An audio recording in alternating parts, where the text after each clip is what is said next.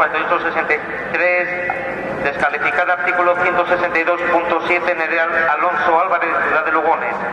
Final C, primera Camino Astuy Rodríguez, Nacebo del Carreño, 46-88. Segunda Lucía Murcia Torrico Gijón Atletismo, 47-10.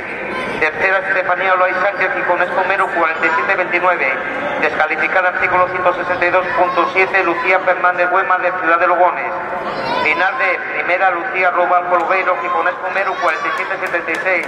Segunda Micaela Pérez Augusto Estadio Gijón, 47-97. Tercera Marta Rivera Argüelles Atletismo La Viana, 48-41. Finales primera Cristina Pérez Galcenco Ciudad de Lugones, 49-35. Segunda Paula Álvarez